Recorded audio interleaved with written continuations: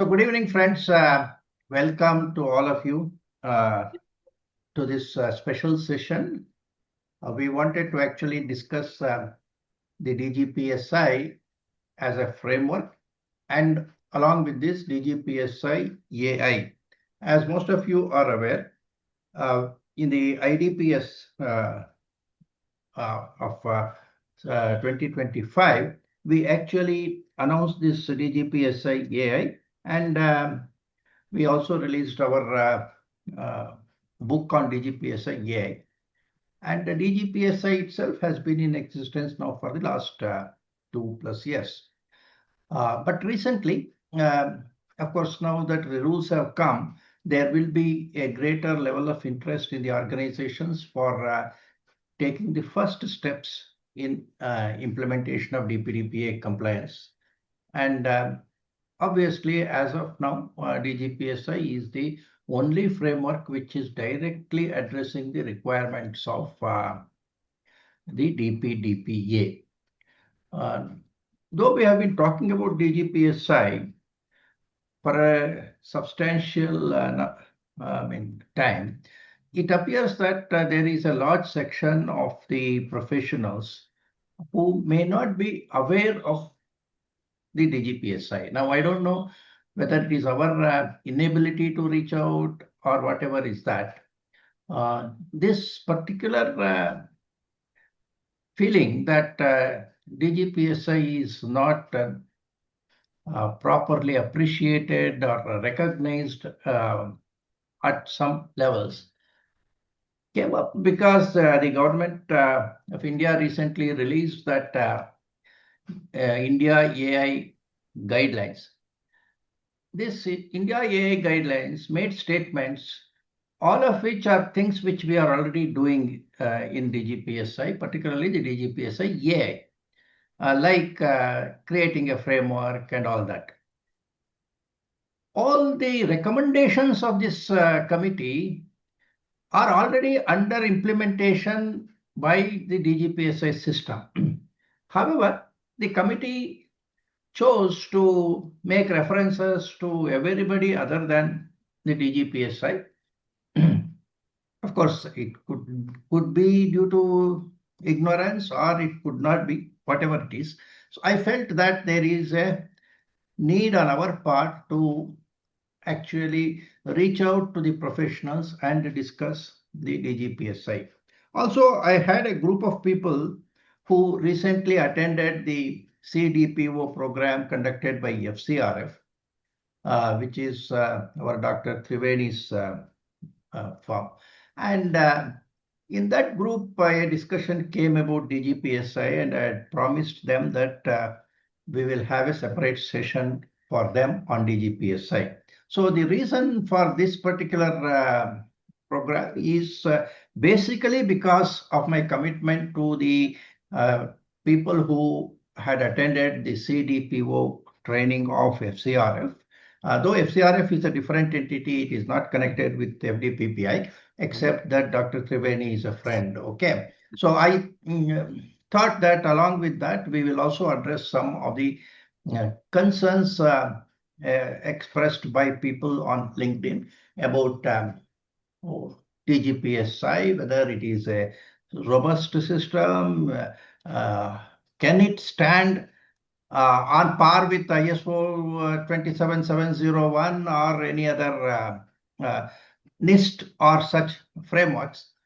Of course, we are not saying that FDPPI is as big as ISO or something like that, but it doesn't matter. It doesn't matter whether the FDPPI is as big as ISO or not. If the framework DGPSI is better than something which is available from other sources, I feel DGPSI should be recognized. So that is where we feel that some people have a sort of blinkers and say that unless it comes from the ISO stable, nothing is good. I would like the professionals to go through this DGPSI. Recently, we made a comparison between DGPSI with the ISO 27701 2025 framework.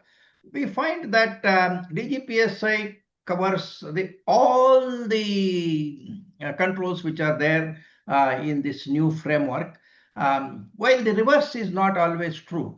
And when I say ISO 27701 does not cover everything which is there in DGPSI, it does not mean that ISO 27701 is faulty.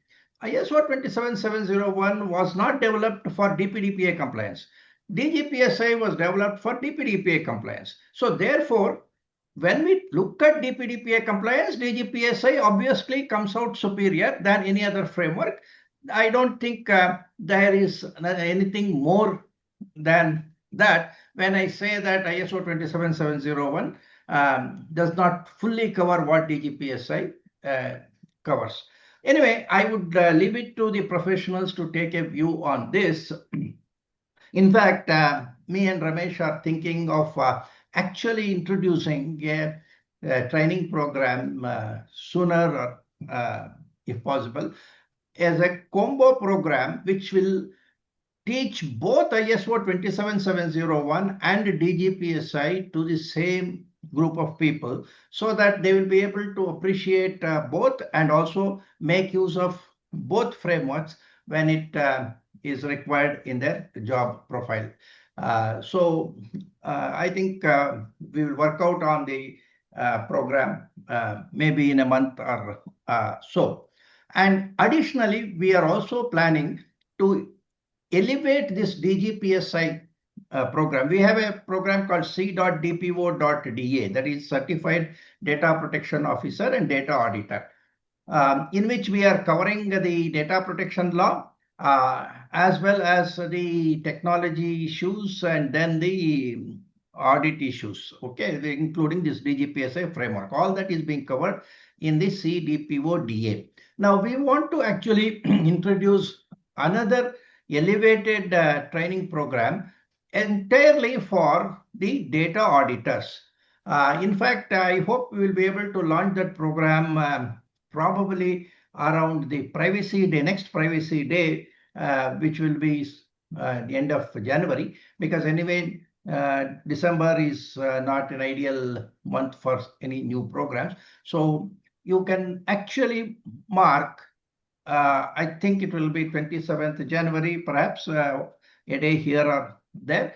We will be launching a program for independent data auditors. Most probably that first program will be in Bangalore. Anyway, we will discuss internally.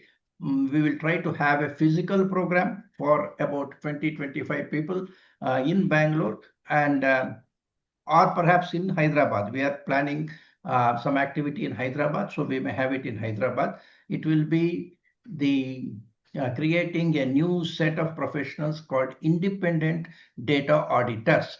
Now that the rules have already been released, in the next 1 year, or say 1.5 years only you can take, there will be need for the data auditors and companies will be scouting for such data auditors. So probably we will be in time for that. These are some of the developments which I wanted to share with you as far as FDPP is concerned.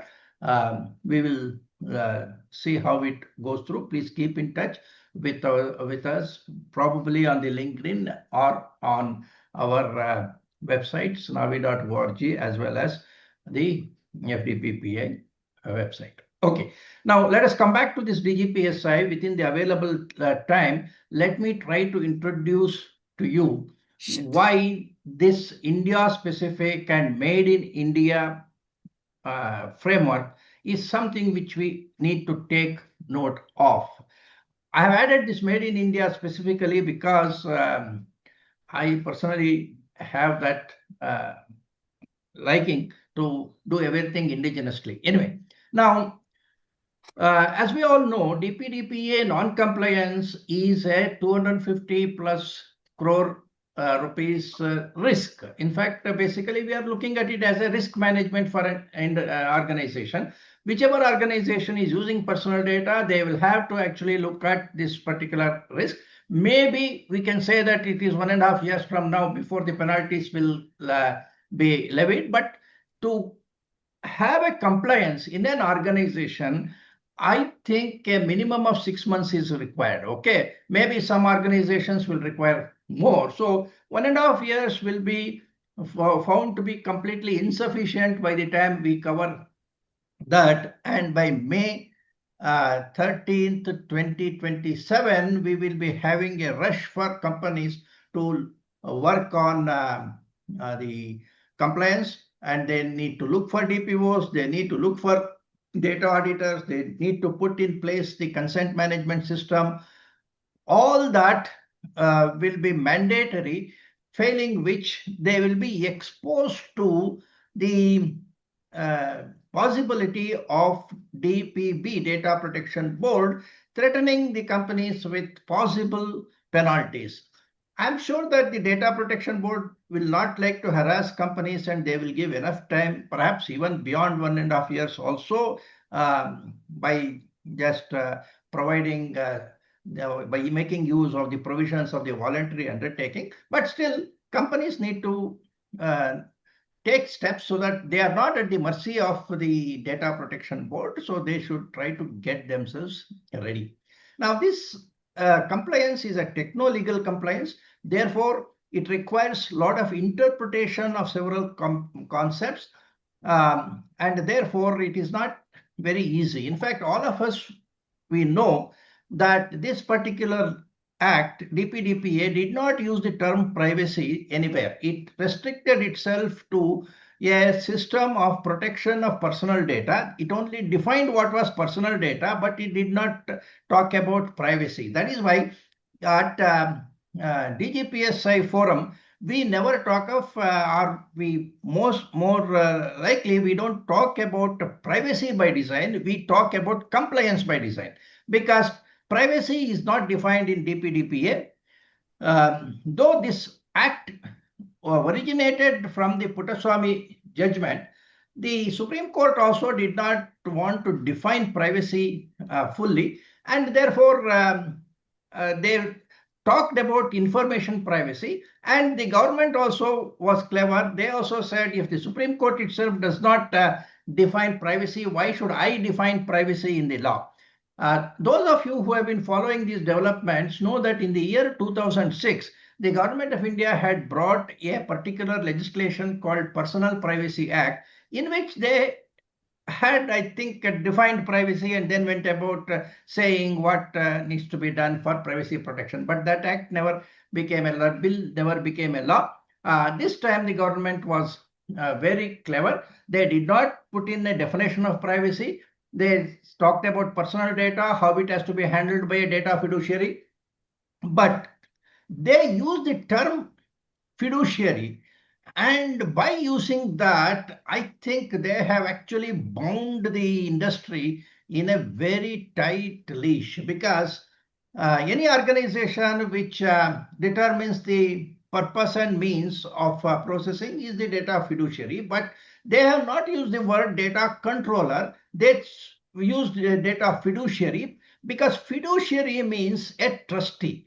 And a person who is a trustee and is given the responsibility for managing the affairs of the beneficiary is expected to take decisions which are for the benefit of the beneficiary. So if you say that privacy is paramount for the beneficiary, then as a fiduciary, you have to take that into account. So what the government did was that, without saying that this is a Privacy Protection Act, by giving an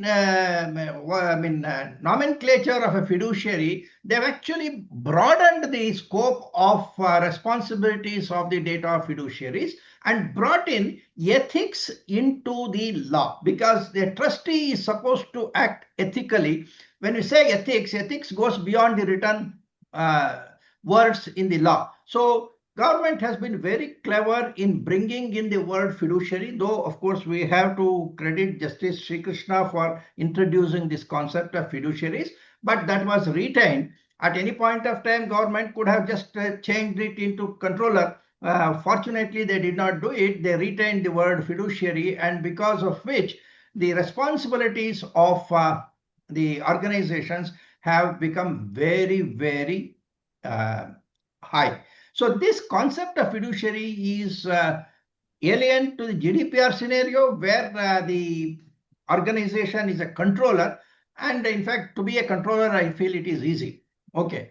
Now, if DGPSI is not available, then the companies today will have to look at the other internationally available frameworks, including ISO 27701 or NIST privacy framework, etc. But none of these frameworks are exactly capable of providing you the guideline for the DPDPA compliance. So therefore, if you are trying to use these foreign frameworks, lot of customization has to be done. I'm sure that customization can be done if you understand the DPDPA. You can customize, but while doing the customization, you may make certain errors. Instead of that, DGPSI actually provides directly the requirements of compliance of DPDPA. So therefore, there is a situation more like this. There is no other alternative kind of a situation as far as DGPSI is concerned. Now, I can assure you that DGPSI fully covers ISO 27701:2025, and the DGPSI AI is a further innovation that takes compliance of a data fiduciary well past the contemporary thinking, including the latest India AI guidelines. Because this DGPSI AI recognizes that the problem of AI is more with the deployers. Internationally, all the AI governance principles are all geared towards the developers, and the deployer, who is a data fiduciary, has very little say guidance on how to manage a situation when he himself uses AI, or one of his data processors are using AI. So that's why DGPSI AI is a very important development. It is ingenious, it is innovative, and I think it is indispensable to meet the twin challenges of DPDPA and AI, which have come together. Now, very briefly, DGPSI has two versions. One is called the light version, which has got 36 model implementation specifications. This term model implementation specification is similar to your controls in the ISO standards. Basically, these are the requirements. This DGPSI Lite focuses on DPDPA compliance without any frills. This is ideal for an SME. So it is easy to perhaps comply with it. DGPSI full version is something which is good for a larger organization because it includes lots of governance issues. Now, DGPSI full version has about 50 model implementation specifications, and it covers Information Technology Act requirements related to personal data, then the draft guidelines of BIS, and today even the Telecom Act or the Consumer Protection Act, the Bharatiya Nyaya Samhita, all of them have got some legal provision related to personal data, and DGPSI full version tries to bring the compliance requirements of these other laws also into the particular framework. Plus, this uses several innovative provisions, such as the distributed responsibility and classification system and other things. So therefore, it is something which is a good tool for implementation and later on for audit and certification also. Now, this DGPSI AI is configured as an extension of the DGPSI. Mostly it should go with the full version because the objective of the light version is actually limited. DGPSI full version along with DGPSI AI may be considered as a more robust framework. This DGPSI AI has 6 core principles. The DGPSI full version and the DGPSI has got 12 foundation principles. Now, this DGPSI AI adds another 6 principles and 9 implementation specifications for the use of the AI deployers or data fiduciaries. While working on this data fiduciaries requirements, we also developed 13 implementation specifications for AI developers, which needs to be mandated in the AI purchase contracts. Our objective was not to define any framework for the developers, but while talking of the requirements of the deployers, we had to actually provide some kind of way by which the contract for supply of an AI system, which is ultimately used by the data fiduciary for processing personal data, needs to be fortified with some requirements. And that is where we included these 13 implementation specifications, which also I will briefly talk about in the end. Now, the model implementation specifications, or MIS, as I said, is a recommended compliance measure. And this 50 model implementation specifications are relevant for calculating or say arriving at the assessment of the maturity of compliance in an organization through what is called a data trust score.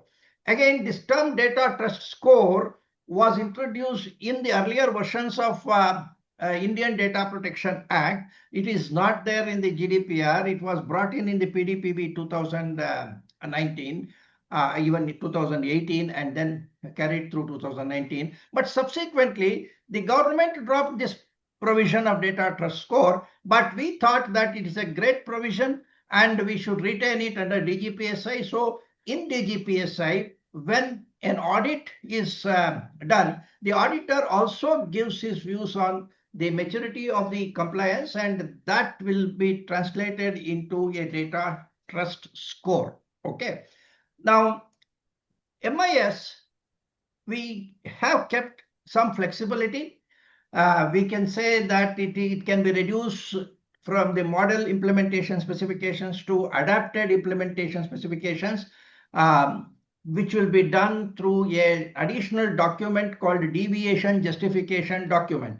This deviation justification document is somewhat similar to the statement of applicability which you use in the ISO audits, where you have got the table A controls, and if you don't want to use all the table A controls in a particular situation, you create the statement of applicability. And similarly here we have got the MIS, and for some reason the particular organization doesn't want to implement all the 50 implementation specifications, then we give them an option that at the highest level at the board, create a document called deviation justification document. Tell us that you are absorbing the risks in respect of those model implementation specifications you have bypassed.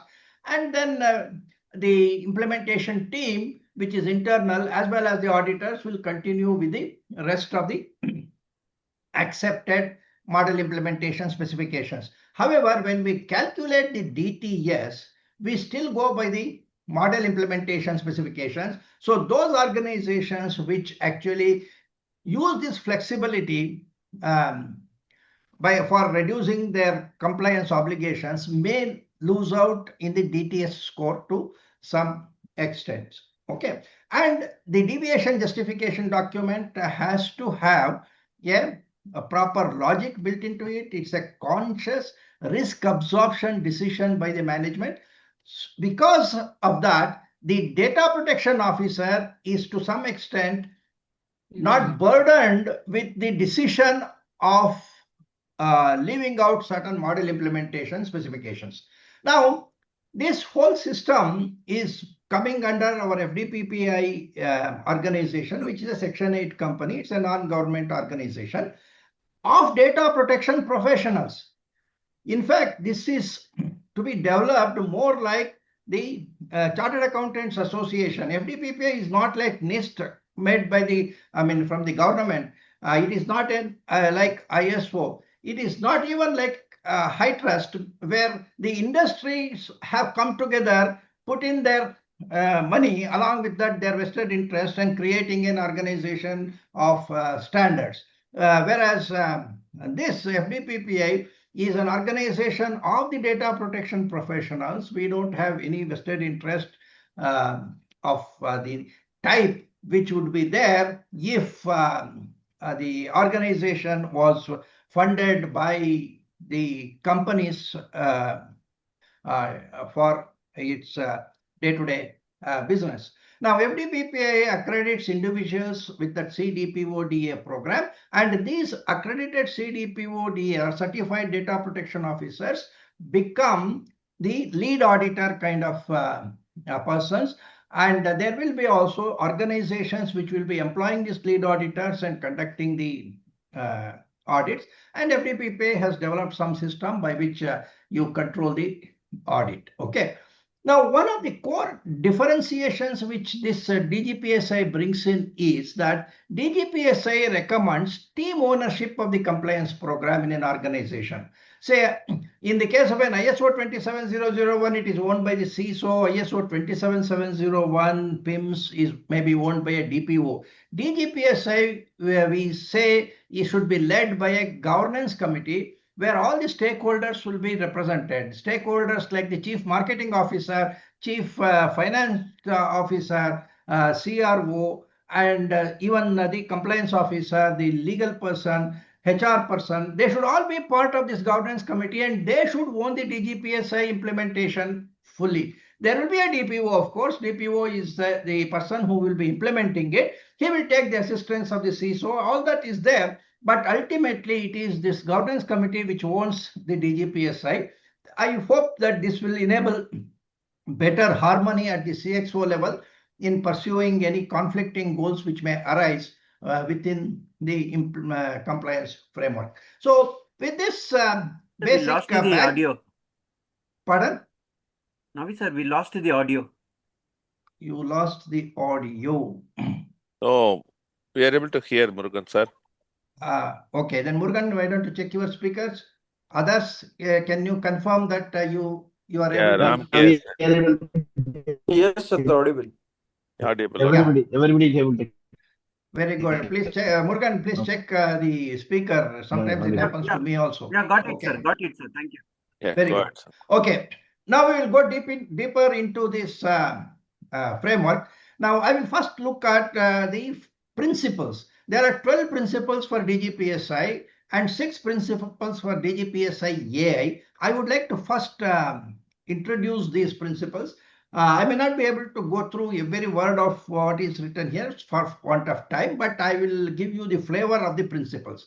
Now, the first principle behind DGPSI is that process is the focus of compliance. What I mean by this is, though compliance is an enterprise level responsibility. See, and in the case of ISO, you may choose a particular division and say my scope is only related to this division. But legal compliance cannot be compartmentalized like that, because if there's a legal liability, the legal liability will hit the company.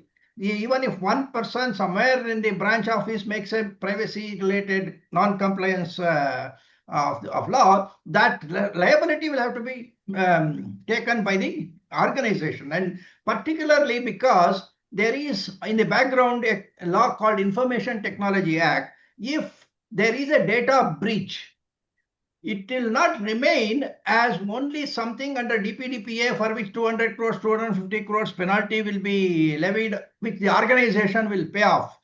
But when there is a data breach, it will automatically become an offense under Information Technology Act 2000. And there, Section 43 gets invoked. When Section 43 gets invoked, the individual data principals can claim compensation. Along with that, 43 brings in Section 66 of Information Technology Act, which is a criminal section having 3 years of imprisonment.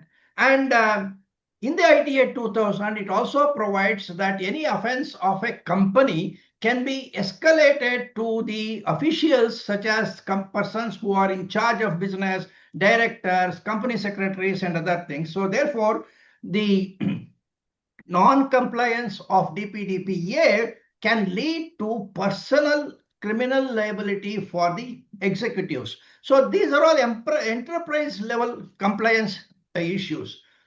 Unlike, say, for example, that's why I say that in ISO, you may define a branch, define a system and say this system I'm going to audit. Here, being a techno-legal audit, the enterprise will be responsible. But still, for compliance purposes, what we do is we try to look at the enterprise as an aggregation of multiple data processing activities in the organization. We identify each process because each process has a purpose. When we talk of process here, I'm talking of a technology process which takes personal data, that personal data which comes under DPDPA, it collects, stores, modifies and processes it. It may disclose, it may destroy. So whatever it does with the personal data, that is a technology process. Then there is a purpose for each such process. So one particular purpose, there will be one particular process. We identify that. Like that, we try to find out, say, 50, 100 processes in an organization and try to work on compliance in each of these processes. Ultimately, they will get aggregated into a common inventory system and other things. When you do this process-based compliance approach, what happens is, for the particular process, I can define the requirements of data. So data minimization gets integrated there. Data retention gets linked to the process and the corresponding purpose.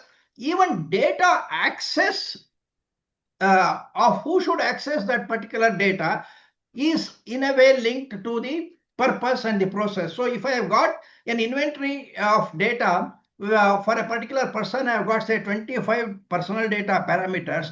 Process one may require only 3 or 4 such parameters, and the persons who are given access to this process will have access only to the 3 or 4 data parameters. That kind of distinction is possible if we look at the process as the micro element under which you look at the compliance, and then later on add the multiple processes and say the company is either compliant or non-compliant.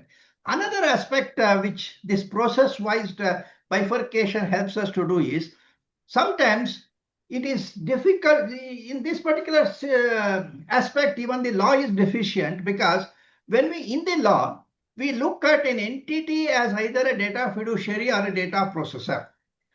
At that time, nobody thought about the possibility that certain processes can be a data fiduciary processes, certain processes can be a data processor kind of processes, where no decision is taken on the purpose or means. There is one department of an organization just processes it on behalf of another department. So in that case, there could be an internal data fiduciary and internal data processor. So it is possible that when we bifurcate the whole organization to multiple processes, some processes will be tagged as data fiduciary processes, some may not be.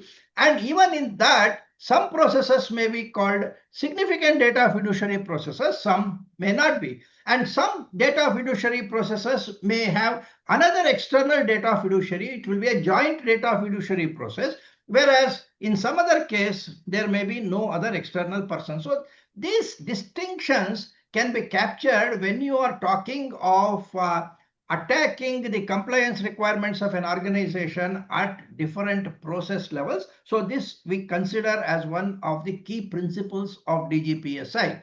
You may say that even in the case of GDPR, we can create what is called the record of processing activities. And here, this what we call as a register of processing activities, we create an inventory of processes. Within that inventory, we build the inventory of data, etc. And we feel that this is a better way of dealing with the compliance, rather than looking at the entire enterprise and trying to run a software to, for example, even discovery of data.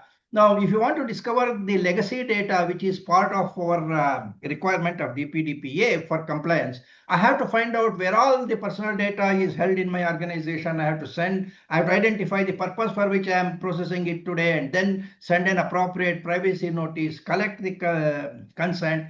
All this I have to do for the millions of personal data sets which I may be already having. Now, by dividing this process into multiple classifications, multiple processes, I am trying to identify a process owner, and that process owner will have the better visibility on what data he is processing, and therefore we feel that even creating a data inventory becomes more reliable when it is done by the process owner rather than by some vague software which is just doing a search process in the entire organization based on some parameters we define, and try to extract something and say this is personal data, because that software may find it difficult to make a distinction between GDPR data and Indian data. Whereas when we are talking of a process, the process owner clearly knows that whether he is processing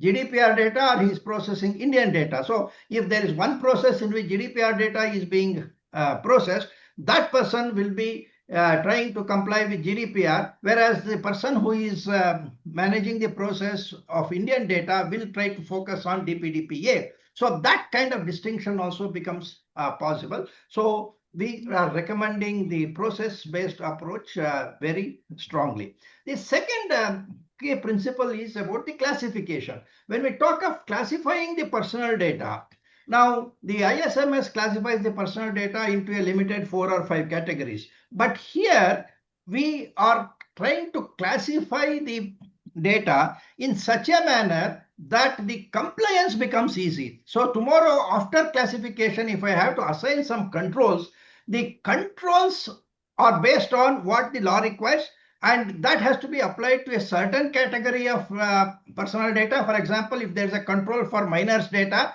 it is not applicable to adult data. It is applicable only to minors data. So if I have the classification of data as adult data, minors data, employees data, and so on, it becomes easy for me to be compliant. So we classify the data keeping the compliance requirements of DPDPA, and in fact, we have arrived at totally, including non-personal data and personal data, totally 31 classifications for data in an organization, starting with data being first classified as non-personal and personal, and in personal, the DPDPA protected data and others.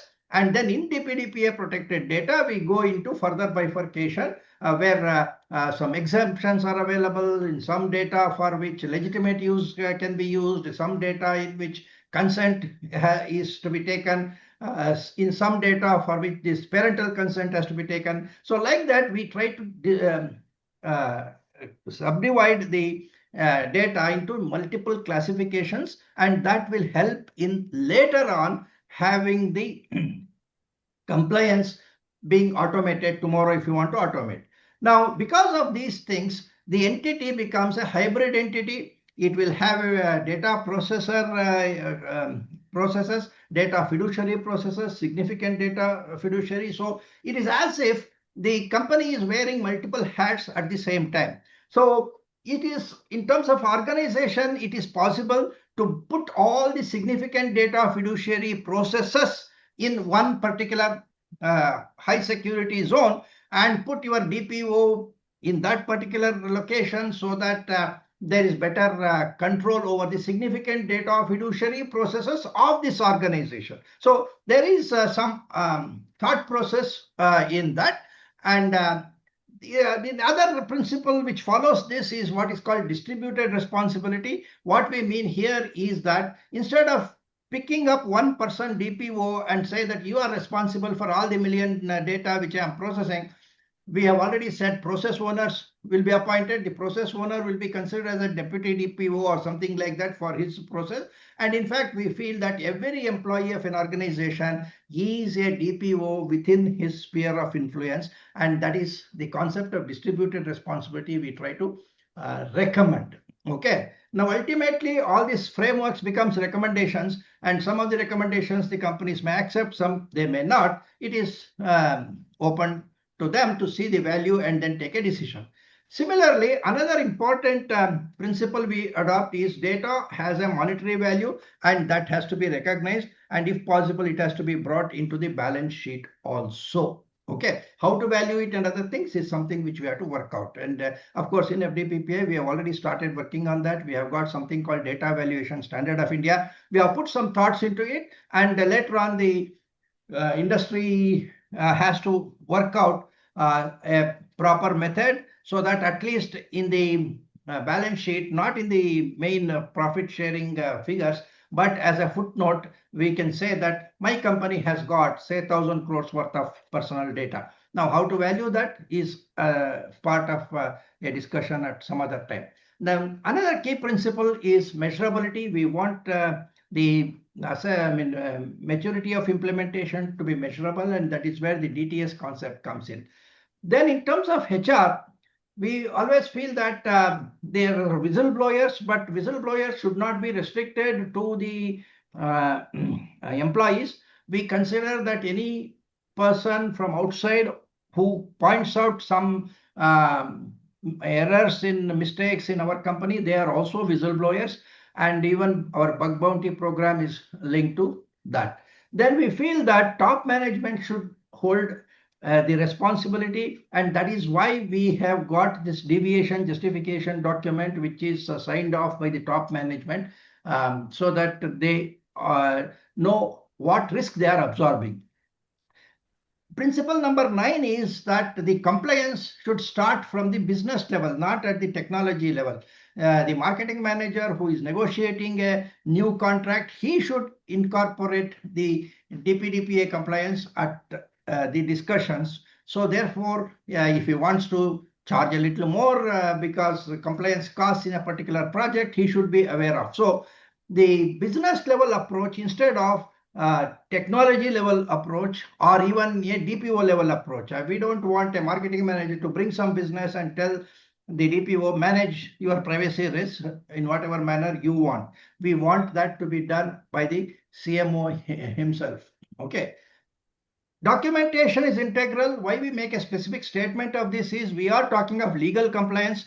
So whatever you do, tomorrow it may become a subject matter of a court litigation. Therefore, documentation is integral to the compliance much more than in a business best practice related compliance. Security is, of course, essential. The confidentiality, integrity, and availability concept applies here also, but here we apply it to the personal data. Okay, whereas the CISO is responsible for the entire data. Then last principle is the motivation of people is fundamental to the policy implementation. We believe that unless a culture is created in the organization, whatever else we do in terms of policies and technology is meaningless. So that is one of the key principles. So these are the 12 key principles under which DGPSI is built. Now, before we go into the implementation specifications, I will also cover the 6 foundation principles we have adopted for the DGPSI AI. Remember that we are talking of the data fiduciary who is using AI or any of the data processors supporting the data fiduciary is using AI. The core principles of this DGPSI AI is recognition of a significant risk, accountability, explainability, responsibility, security, and ethics. I will explain briefly what it means because these are all new concepts. There are no other India-specific AI guidelines as of this particular moment. The committee only said that it has to be developed. They were not aware that it has already been developed. So I am only presenting what has already been developed. The first principle here is that AI presents an unknown risk. The behavior of AI, as we see from the recent incidents of Sydney, Replit, Cursor AI, and other this thing, even DeepSeek, okay, we know that these AIs, particularly those which are supported by LLM, are open to a hallucination risk. When sometimes we require creativity, particularly when we are using the LLM for some creative work like writing, authoring some text, or say creating images. But in a deterministic application where we as lawyers or the DPOs are interested in, we do not want the DPO, the AI, to be creative enough to assume something which is not relevant for DPDPA. We all know that how AIs have been creating case laws and presenting it to the courts as if they exist. So if in future it is possible that AIs can take a GDPR principle and put it as DPDPA principle, or pick up something from Colorado AI and put it here. So the risk of an AI going rogue and exhibiting hallucination is very, very realistic, and there does not appear to be a proper way of mitigating an unknown risk. So if a risk is unknown and it cannot be mitigated, the data fiduciary, by being a fiduciary as a trustee, is unable to actually protect the beneficiary, and therefore wherever AI is being used, we say that that should be considered as an unknown risk. Unknown risk is a significant risk, and the data fiduciary which is holding the significant risk should be considered as a significant data fiduciary. This is the principle which we are recommending, which means that AI usage will make every data fiduciary into a significant data fiduciary, because anyway you do not know what the AI is going to turn out. Now, I'm not saying AI should not be used, but the having taken a decision to use AI, the user should take the responsibility and call himself a significant data fiduciary and put in necessary guardrails as may be required. Now, as far as accountability is concerned, AI recognizes that there has to be a human oversight, and we feel that being a legal compliance requirement, every AI should have an associated human handler who should be legally liable for the activities of the AI. So we feel that every AI algorithm has to be associated with an individual human being. Now, government had once said that this has to be hard-coded into the particular algorithm itself. We still talk about it in the synthetic content management in the Information Technology Act, intermediary liability. When synthetic content is generated, the origin of that has to be noted by a watermark or something like that. Same thing we are talking of as accountability, but we don't want this accountability to stop at a company. An individual should be held responsible. He may be ultimately the AI coder, because he is the person who is responsible for wrong coding of an AI, which could result in problems. Explainability is another requirement. See, after all, a data fiduciary, when he writes a privacy notice, he is supposed to explain how he is processing the data. So explainability is built in the DPDPA provision of privacy notice to be understandable, clear, etc., and also explainable. So while he is taking the explainability responsibility for privacy notice, he should also remember that if there is no explainability for the AI which he is using, there is no meaning in his privacy notice. Therefore, explainability is a requirement which the data fiduciary should ensure in the privacy notice, and back to back, he should ensure that there is an explainability document submitted by the developer also. Next principle is responsibility. What we mean by responsibility here is a data fiduciary should not jump in to use AI just because it is fancy. He should make a document saying that why this data AI is required for my processing, and why not using it will be perhaps not a good thing for the business. So there has to be a documentation of why a data fiduciary wants to use AI despite the unpredictable risks, despite making him significant data fiduciary. That is one of the principles. Security obviously is essential like any other software. there has to be reasonable security. What is reasonable in the context of AI may be different. Apart from confidentiality, integrity, and availability of information, which is the normal requirement of any software. In case the AI is designed to take some autonomous decisions, there could be some higher level of security requirement.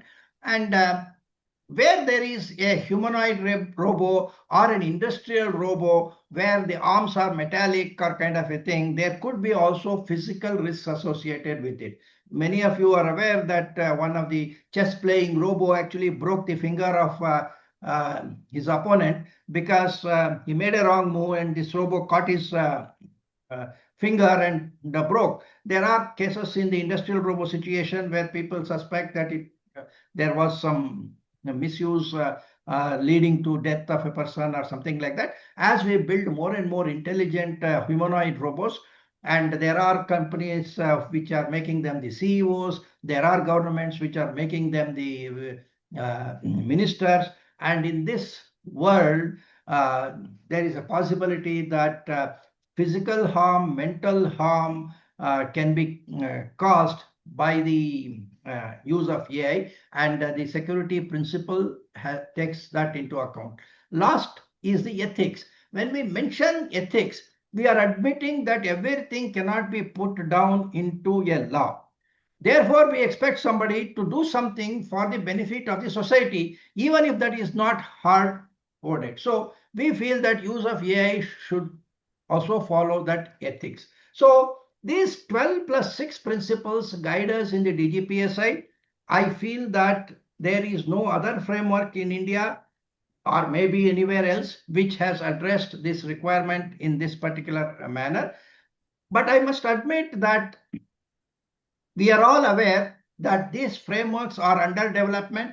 We are inviting the professionals to suggest if any changes are required, improvements are required. We are ready to look at that.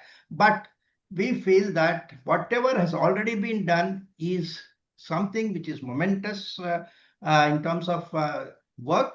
And I think it will be a good guideline to follow even for the government. Government should follow what we are doing, because this is something which is having the input from people who are having years of experience in the particular field. It is not that we are a private company, government is the government, and government should not listen to us. We feel that government should listen to us. After all, we are the citizens of the country. We are interested in the government and the country much more, or at least as much as anybody else. People who know me personally, they know that I speak more like a government person many times.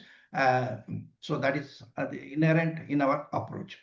Now, with these principles, I will briefly try to make some information about how the implementation specifications are structured. I will perhaps skip some of these things. Once you understand how the implementation specifications are structured, then we will have some time for discussions and questions. Okay. Now, DGPSI Lite, I told you, is a simplified version. It has got 36 implementation specification. Each implementation specification reads something like this: establish the legal basis, develop appropriate notices, or something like that. Each one of these is linked to a particular section in the DPDPA, so that we are in this 36 implementation specifications, we are covering all the compliance requirements of the Act. Of course, this only gives the top line of what needs to be done, and the consultant who is implementing it will have to develop the documents which address this. For example, we are saying that if a company wants to make use a process for legitimate, under a legitimate use concept, we say that there should be a legitimate use policy. So when we are dividing the organization's work into multiple processes, and there is one process in which the process owner says, I don't need consent for this because it comes under legitimate use. then I need a legitimate use policy to support that particular process. For example, if you say employment, processing of personal data for employment purposes comes under legitimate use. Processing of personal data for medical emergencies comes under legitimate use. So there is a process for employment relation, processing, a process for handling medical emergencies. In these processes, there will be no need for a consent, but there will be a policy document called legitimate use policy for process 1, legitimate use policy for process 2, and such legitimate use policies have to be endorsed by the legal department of the organization. Similarly, there may be some processing which may fall under exemptions under section 17 of the DPDPA.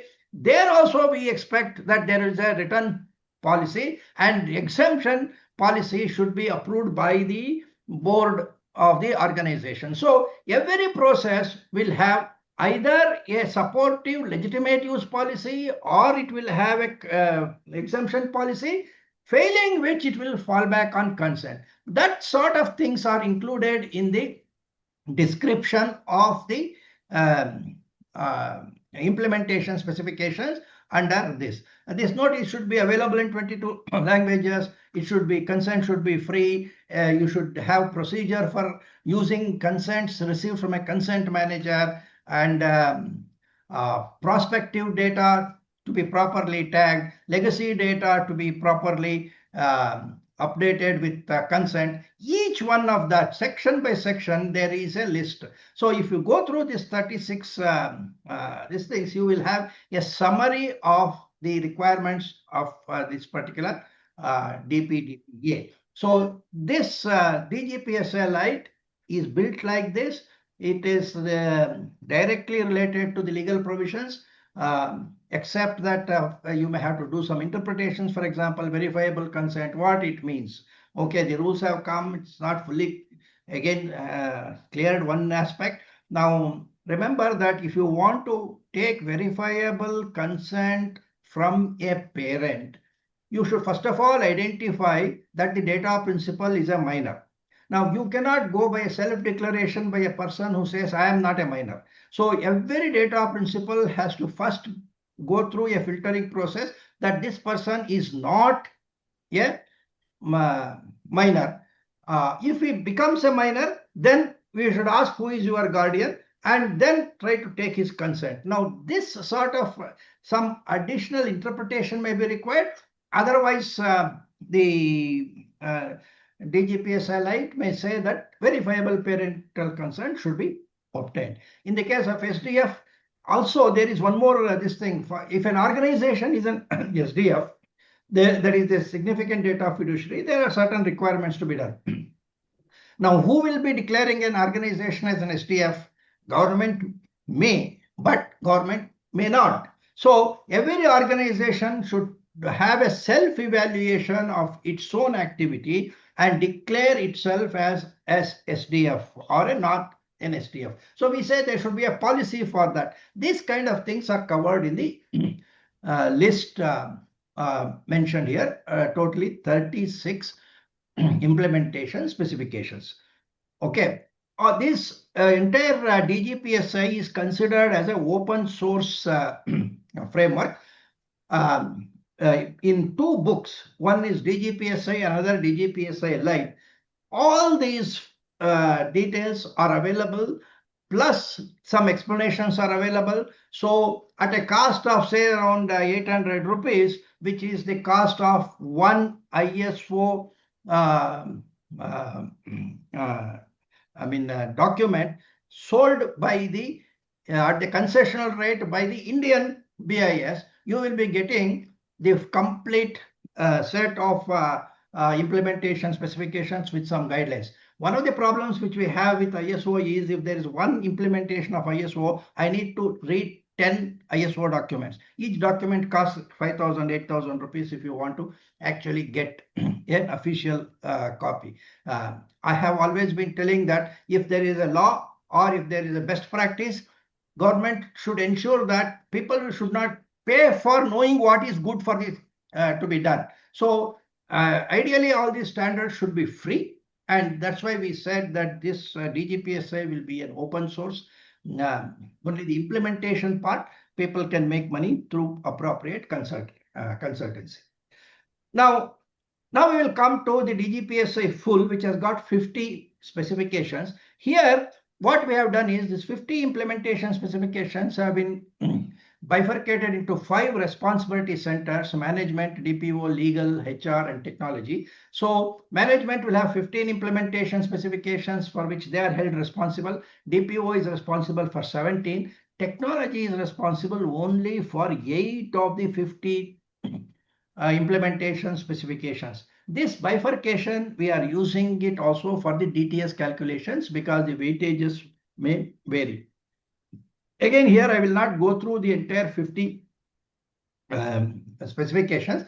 I will just give you the indication. For example, the first implementation specification is organization shall designate a DPO. Second is organization shall constitute a data governance committee.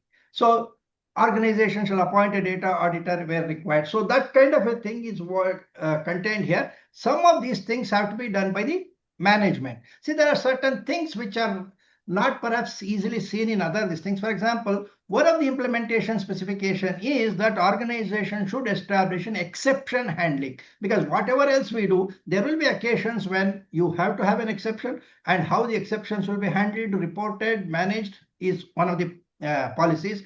Distributed responsibility will affect your HR policy. Therefore, management has to take a decision. Then some of the other, this one, identify the financial value of the data is again a management decision.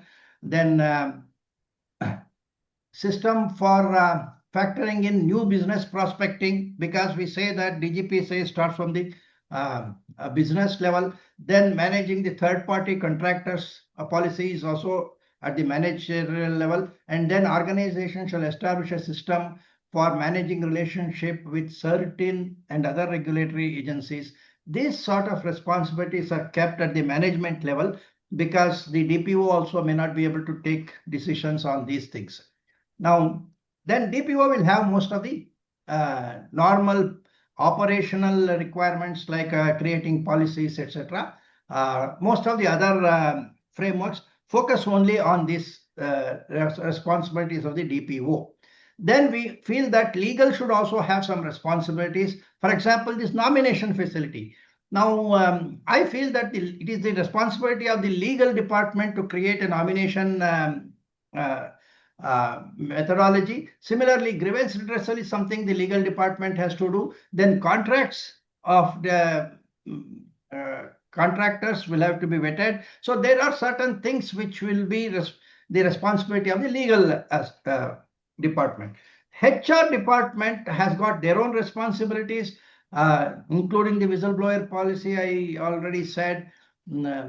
Then comes the technology, which will have the responsibilities for creating inventory of data, inventory of processes, then classification, having a centralized database with a master data identity. Now, the DPDPA rules expects that every consent will have to have a unique serial number. Now, so technology will have to do all those things. Okay, so this is how the 50 implementation specifications are distributed. I would request you to please go through the FAQ, which may be there in the FDPPI website, or you purchase those books which are available in Kindle form also. Then the details will be available. So for SMEs, DGPSA Lite should be considered sufficient. For others, I think they should go for this DGPSA full. I will take only a few more minutes to just cover the DGPSA AI specifications before we go into a question and answer session.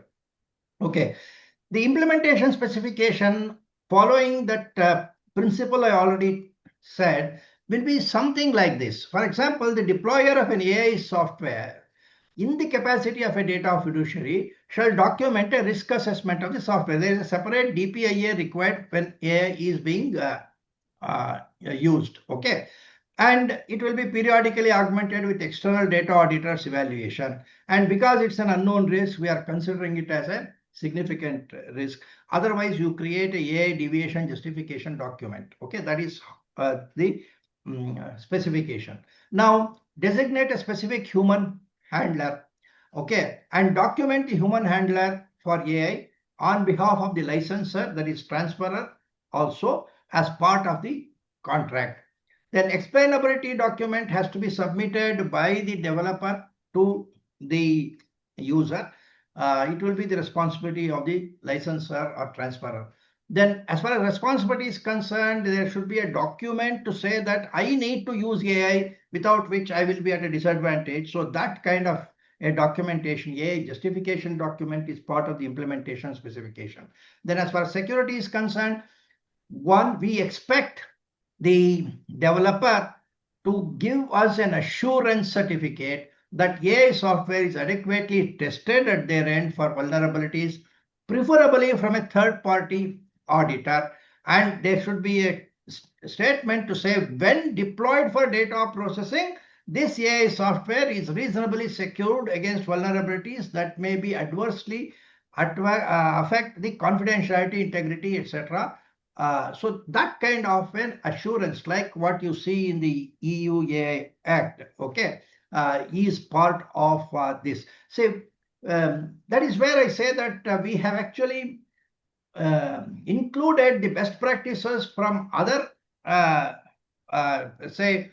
frameworks. It could be ISO 42001, it could be the EU AI Act itself, but the best things are found here. But ultimately, for the user, there is one framework to be followed, not 100 frameworks to be followed.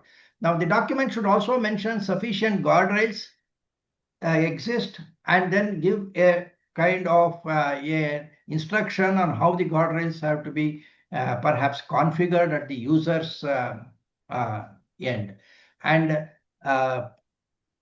in terms of ethics, we feel that there has to be an appropriate kill switch in every AI software, and I hope technically it is feasible. The kill switch has to be in a circuit independent of the circuit which manages the robo itself, particularly humanoid robots, because we don't want the robots to interfere with the kill switch. Say in the case of Replit and other things, what we have found is that when the user tried to invoke the kill switch, the software refused to take the instructions and continued its rogue behavior.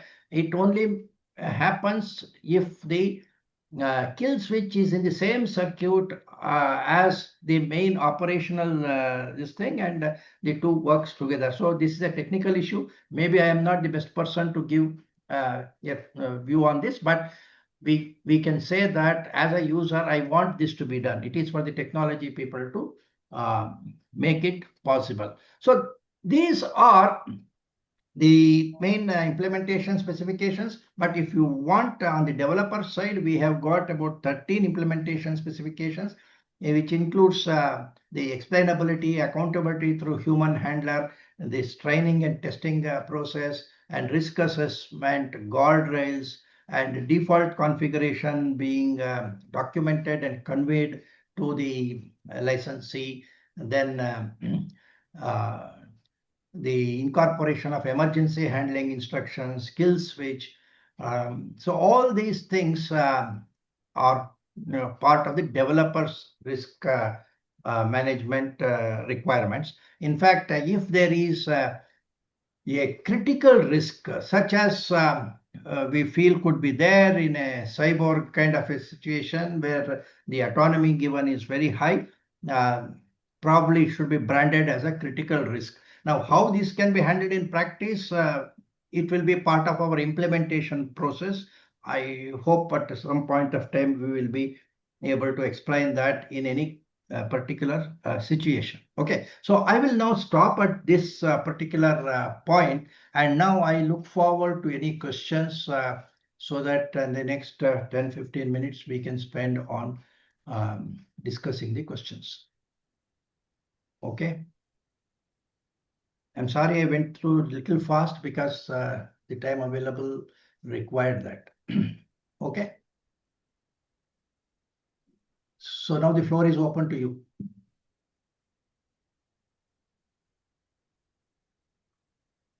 Good evening, sir. This is Srivatsa. Hope you are able to hear me. Yeah, I'm able to hear you. Yeah. Yeah, sir, you mentioned about SMS version of DGPSI Yeah. Lite. I want to understand if this Lite version will be applicable across different verticals of SMEs, the small industries basically, because in small industries we have from everything from salt maker to an AI kind of a manufacturer. So does it cover all the aspects here across the verticals? See, the law itself is across all sectors. Okay, DPDPA is something which cuts across all industry types and also all sizes of the organization. As of now, they have not given any exemptions to on industry basis or size basis. So obviously, the compliance also will cut across all these things. Where there could be differences is in the risk assessment. If we find that a particular implementation specification, the risk probability and the impact is low, then the organization may absorb that risk and avoid a investment in covering that kind of a implementation specification. So it is still covered, but it in when we create this adapted implementation specification, that is there is the occasion on which an organization can document why a particular thing can be further simplified, because in their industry, the way they are using it, the risk for this particular aspect is not very high. Of course, we will have a separate risk register, but I hope you got the point that the law does not make a distinction. So DGPSI also cannot make a distinction, but at the time of implementation, we can bring in some flexibility. All that flexibility will result in absorbed risks. Okay, where the auditor is not going to say that you will not have a risk.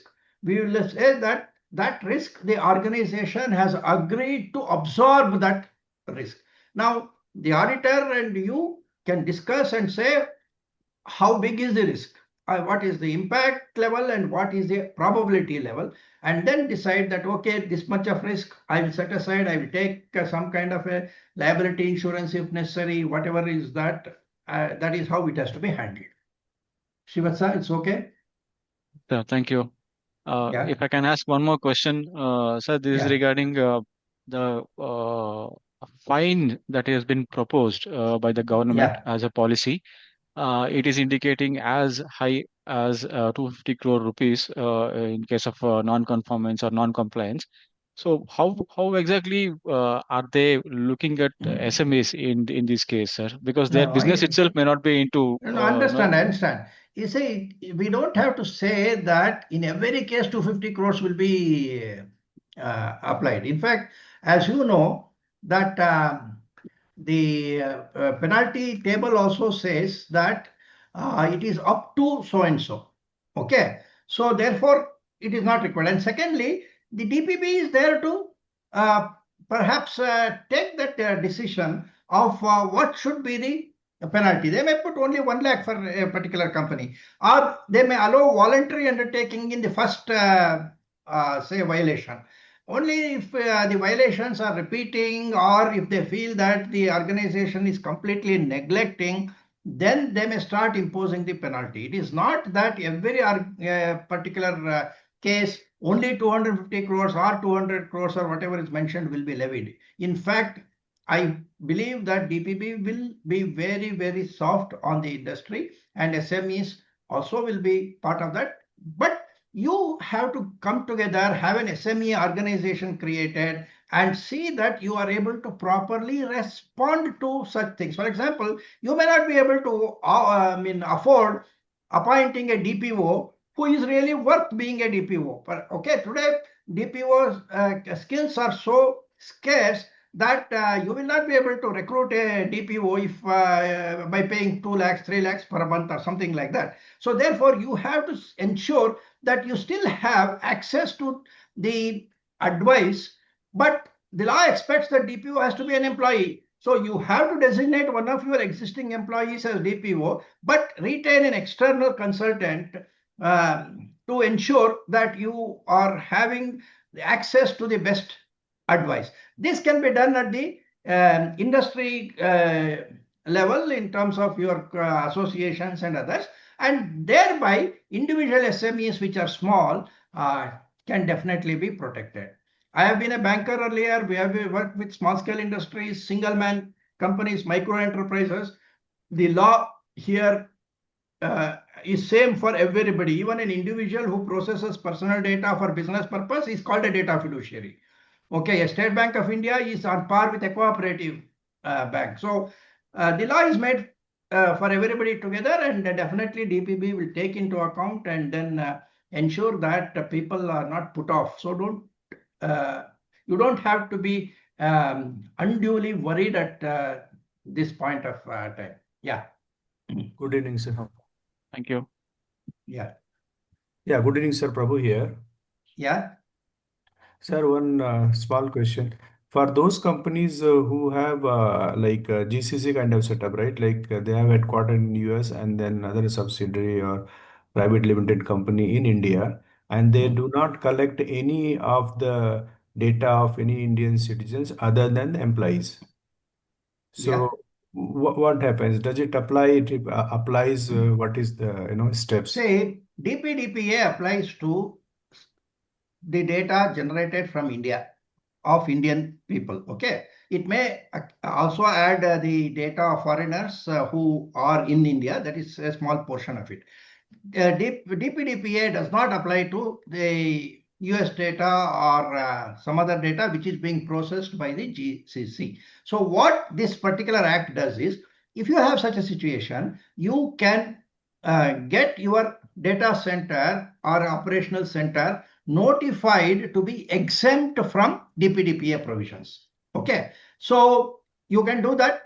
But one thing you have to remember, that if the data center commits some fraud or something of that which falls into the area of cyber crimes, ITA 2000 does not give you the exemption. DPDPA provides you the exemption. So if you are having a GCC or any operations, even a GDPR contractor, you are a data processor for a data controller and processing the data in India. Say in GDPR, if you are processing the data in the EU countries, you have to follow GDPR, even though the data itself is not of EU citizens, but it is of Indian citizens. But Indian law, the government has recognized that this is unfair, and they have said that by notification, you can exempt that particular data center or operational center from the operations of DPDPA. Of course, this particular lawmakers did not have the power to make changes in ITA 2000, but so ITA 2000 they have not touched. But in ITA 2000, if it applies to all people, including Indians, non-Indians, whatever is that, therefore, if some terrorist activity goes on in some data which is being processed, let us say by a GCC, then under ITA 2000, they may have some right to question, but not under DPDPA. Okay? Thank you, sir.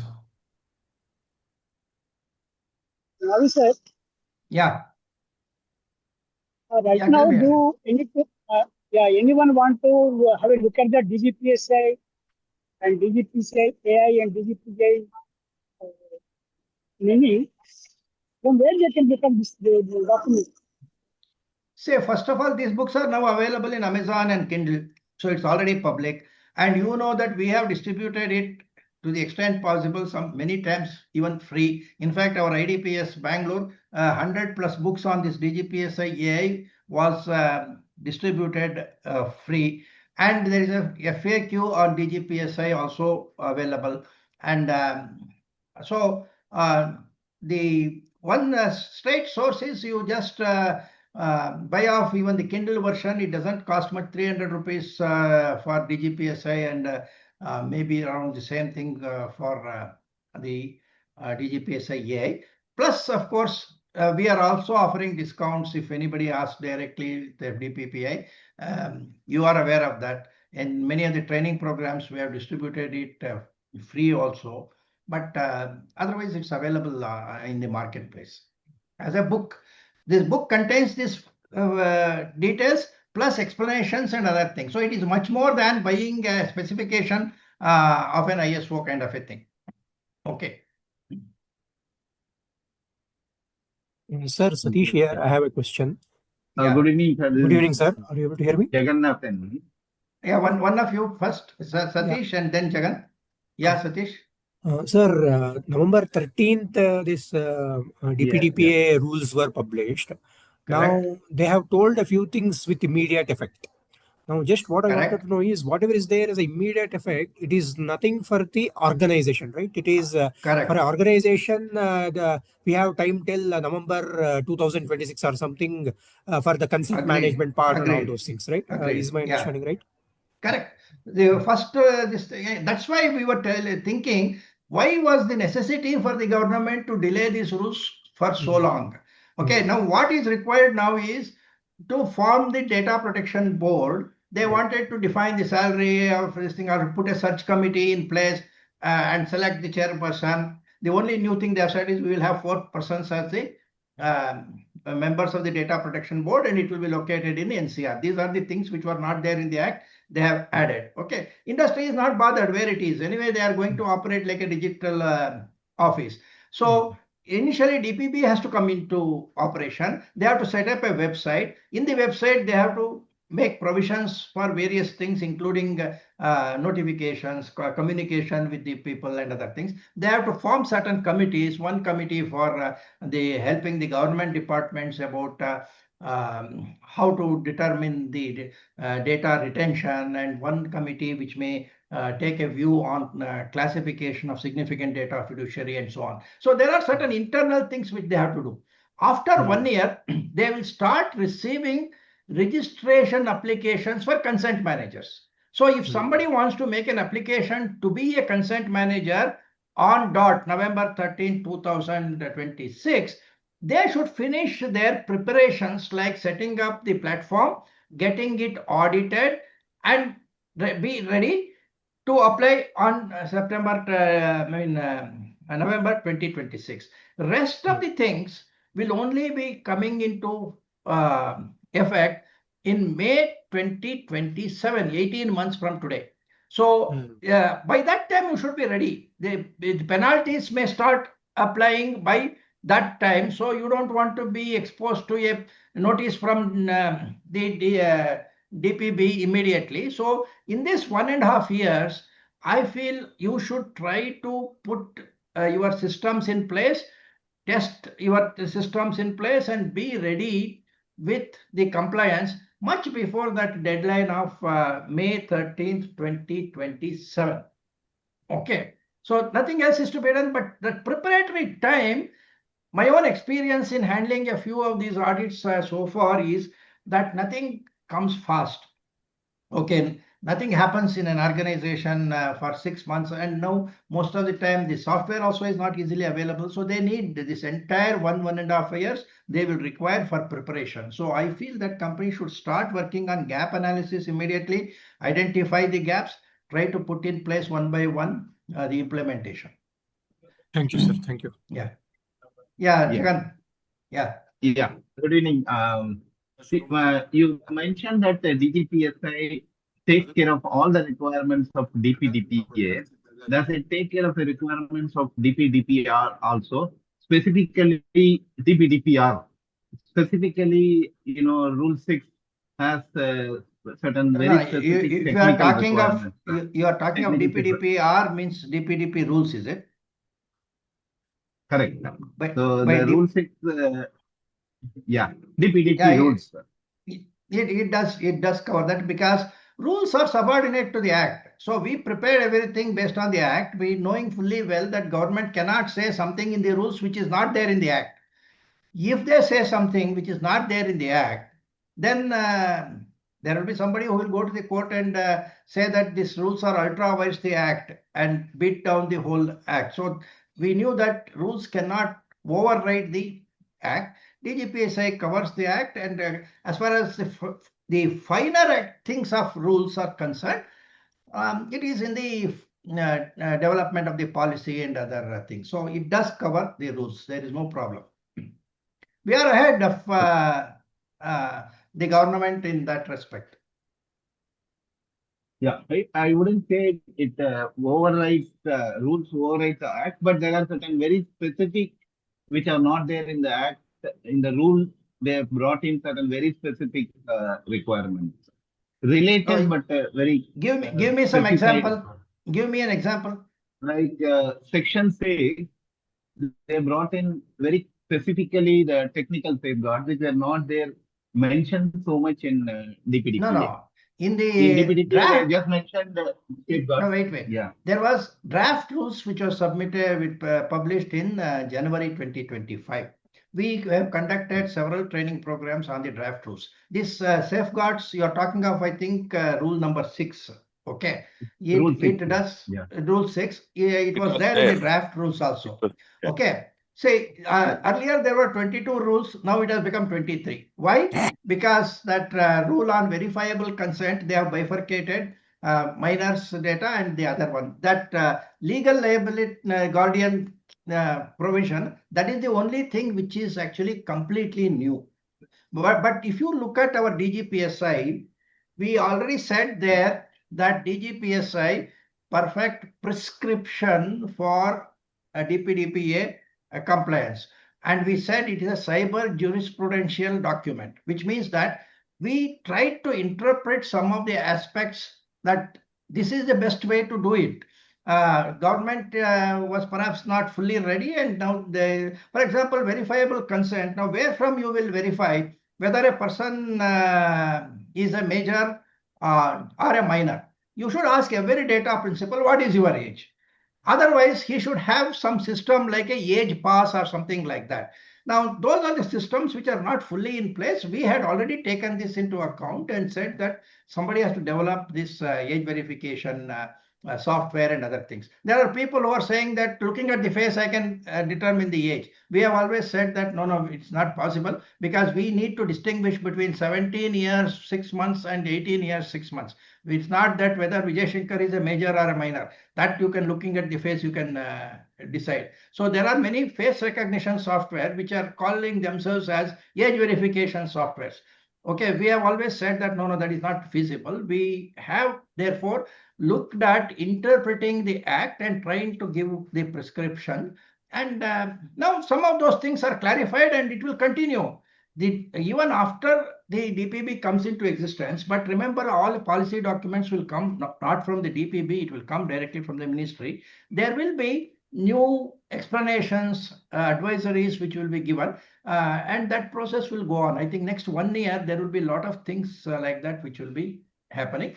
We at FDPPI have to keep chasing the changes and then perhaps try our best to bring out the details. In fact, after our recent training at Bombay, I suggested that we will be having an SIG for DPDPA rules. I think Somsekhar is here. So Somsekhar was one of the persons who was there. And we have actually suggested that we will have one special interest group of FDPPI looking at DPDPA rules. And that interest group will look at this, whatever questions you are having today, and sectoral difficulties and other things, and trying to place it before the DPB. Another SIG will look at the tools. So both we are trying to do. And maybe Mr. Somsekhar will be heading one of those SIGs also. Of course, me and Ramesh will be helping them, but we will continue to monitor what changes will happen in the rules and what changes should happen. Both we are trying to do. Yeah, Sudarshan. Good evening, sir. We are having our own lead auditor training program for 27701. Yeah. One of the trainers suggested that we should have at the end of the booklet one comparison table of 27701 and the FDPPA standard, no? Yes. DPSA. So yeah. When we do that, is it required to make a reference to you then? Or I have bought the book just now, both the books, what you suggested. Just now I bought on Amazon. Mm. So No, can we publish on our own? Is it you okay? can publish, you please make a mention, that's okay. It's open source, I told you, no? It's an open Okay. source, we don't mind. But Ah. if you refer, we will be happy. Yeah, Okay. we'll give you a website reference. If you permit us, Yeah. we give you your mobile number also. Sudarshan Yeah, sir. yeah. Okay. Okay. Sudarshan sir, if I can request you, you can even invite us for half an hour one slot. Navi sir can talk about it. That will also be interesting in your program. That's correct. That's correct. That's also a good idea. Yeah, yeah. We Because do that that. will We do be that. In fact, we invite practitioners to come and talk. absolutely. I am Yeah. aware. I know you. I know the way Yeah. you conduct normally, Yeah. right? You accommodate. So I would Yeah. suggest that probably you Yeah, can we'll do that. give Okay. us a slot. Okay. Okay. Navi Okay. sir, we will. Yeah, we will definitely. present No, this. no problem at all. Great. Sudarshan is also our supporting Correct. member actually. So Correct. he No, is but the only issue is we will have members from other countries also in the Absolutely, participants. absolutely, no absolutely. problem. Say we are Okay. okay.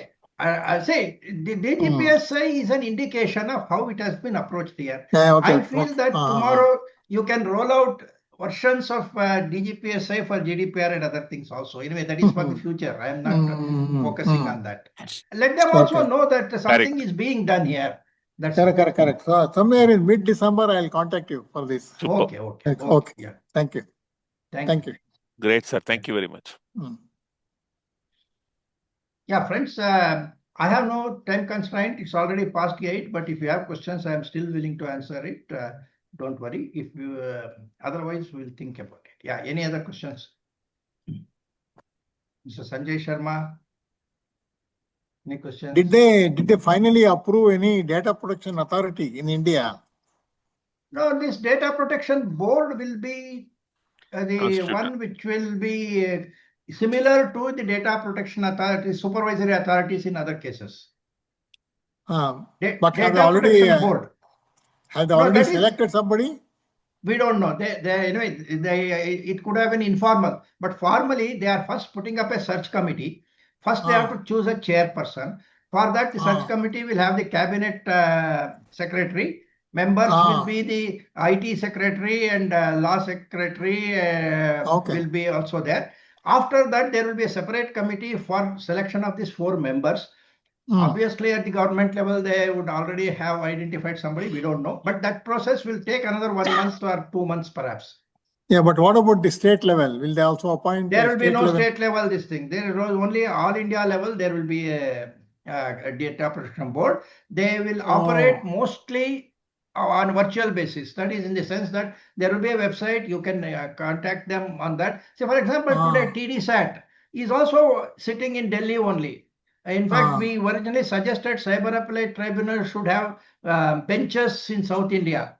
It was not done. And when now TDSAT is there now, most of the courts are trying to do virtual hearings. So they are trying to make it easy. And here it is there in the rules also. In the rules itself, they have mentioned it will operate through a digital office. What it means is that in most of the cases, they will be handling it through virtual contacts. But Delhi-based department. It is NCR. NCR they have stated. So they have not stated Delhi, but they have said NCR. I don't know. They may put it somewhere there. But people are leaving NCR because of pollution. They are moving to the. True. We had actually suggested it should be in Bangalore. No, we said actually it should be in Bangalore, and we were talking to Tejasvi Surya and others, Rajiv Chandrasekhar, when they were there. But anyway, it is a very high power committee, so it has to be in Delhi. Okay. Okay. Oh, thank you. Yeah.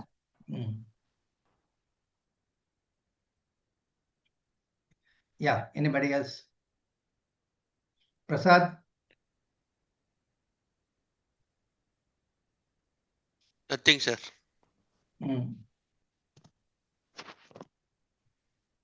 So there's another question from me. Regarding the protection of the rights of say individuals or the companies, is there any platform that is already represented in these rules? For example, if there is a non-compliance and a government or the authority levies a heavy fine, and eventually they figure out that it's not such a big compliance, non-compliance, and they have a way of contesting that or a mechanism to contest the non-compliance? Now it is there. The Data Protection Board will give an opportunity to hear out the other side. They will not take unilateral decisions. Your lawyer or your DPO can go there, discuss it, and present yourself. It will be like any tribunal's activity. And from there, appeal can be taken to TDSAT also. From Data Protection Board, it will go to TDSAT. From TDSAT, it will go to Supreme Court. So that at any of these points, you can try to put through your defense and try to get the penalties reduced or eliminated. Thank you. So the grievance redressal mechanism starts with as far as the data principal is concerned, there has to be a grievance redressal mechanism at the company level. Now, after that, if the data principal is not satisfied, he will just drop an email to the Data Protection Board as a complaint. He himself will have to go to the ITA 2000 adjudicator for claiming compensation. Now, once the complaint reaches the Data Protection Board, they will conduct an inquiry on the company. At that time, they will send you a show cause notice. And then you can give your reply to that show cause notice. If they are not satisfied, then they will say that we will perhaps have a hearing and take a view on the penalty. At that time, you have to involve your lawyers. That is where lawyers will have to be capable of handling this kind of litigation. They should know the corporate these things, and they also should know how to handle these. Of course, DPB chairperson and others, they are not judges. Okay, so at that level, DPO can himself handle. Like I have handled many cases of adjudication where the adjudicator was IT secretary in Information Technology Act. Though I was not a lawyer, I was able to successfully handle that. Cyber Appellate Tribunal also I was able to represent, that it is said. But when it goes from there to High Court or something like that, it becomes a bit legalistic. So at the TDSAT level or later at Supreme Court level, you need assistance of a litigation lawyer who is also aware of DPDPA. Don't go to a lawyer just because he is having good real estate practice or something like that. You have to choose a